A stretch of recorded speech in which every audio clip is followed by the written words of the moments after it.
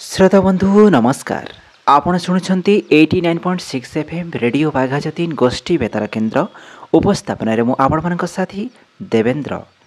श्रोता बंधु आज हूँ एप्रिल मास 28 तारीख। श्रोता बंधु स्वतंत्र ओडिशा प्रदेश गठनर मुख्य बिंधाणी तथा कोटि कोटि ओडियांक प्रिय मधुसूदन दासंकर आज जन्म जयंती। ଏହି ଅବସରରେ ରେଡ଼ିଓ ବାଘାଜତୀନ ତରଫରୁ ସଶ୍ରଦ୍ଧ ଶ୍ରଦ୍ଧାଞ୍ଜଳି। ଶ୍ରୋତା ବନ୍ଧୁ ମଧୁବାବୁ ଓଡ଼ିଶା ମାଟିର ତଥା ଓଡ଼ିଆ ଜାତିର ସ୍ୱାଭିମାନ ସେ। ଓଡ଼ିଆ ଜାତୀୟତାର ପ୍ରମୁଖ ମନ୍ତ୍ରଦାତା ଥିଲେ ମଧୁବାବୁ। ସବୁ ପ୍ରଥମ ଭିତରେ ସେ ଥିଲେ ପ୍ରଥମ। ଓଡ଼ିଶାର ପ୍ରଥମ ବାରିଷ୍ଟର, प्रथम ओडिया ग्राजुएट, प्रथम ओडिया एमए, प्रथम ओडिया बिलात यात्री, ओडिशार प्रथम एलएलबी, प्रथम बिहार ओडिशा विधानसभा सदस्य, प्रथम मंत्री, प्रथम जिला परिषद बेसरकारी सदस्य एवं भाइसरायଙ୍କ परिषद प्रथम सदस्य।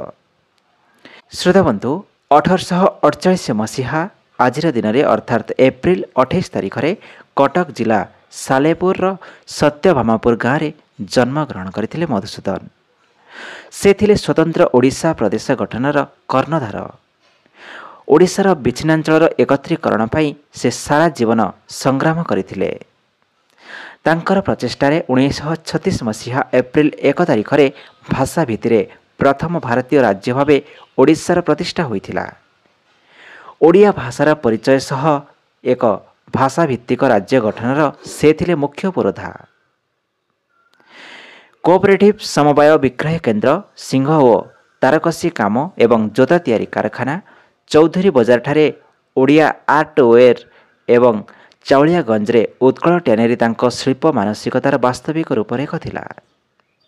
ओडिशा रे सफल शिल्पायन पाई से लंडन जाई आधुनिक अनुभव साउंटिथिले। श्रोता बंधु स्वतंत्र ओडिशा प्रदेश गठनर मुख्य बिंधाणी मधुबाबू ओडिया भाषा को स्वतंत्र भाषा और ओडिशा को एक स्वतंत्र प्रदेशर मान्यता देवाई से आगे आसीथिले। ओडिया जनमानसरे मधुबाबू बा मधु बारिस्टर भावे से खूब परिचित। तांकर जाति प्रेम, स्वाभिमान एवं सुदूर प्रसारी चिंताधारा समसामयिक कालरू ढेर आगरे थिला। इंग्रेज शासन काल रे ओडिया जाति को आत्मपरिचितिर संकट उद्धार करिबारे तांकर भूमिका अविस्मरणीय। श्रोता बंधु आज भी मन पड़ती मधुबाबू। ओडिशार स्कूल पाठ्य पुस्तक छात्र मानू विद्या अध्ययन में मनोनिवेश करी भविष्य में मधुबाबू भली आदर्श स्थानीय व्यक्ति होगापाई एवं देशर सेवा करने जातिर सेवा करने आह्वान दि जाए लिखा जाइछि। पाठ पढ़ी वकिल हेबी मधुबाबू संगे लढ़ी, जाति डाक शुणी छाती फुलेई मु कालिया घोड़ारे चढ़ी।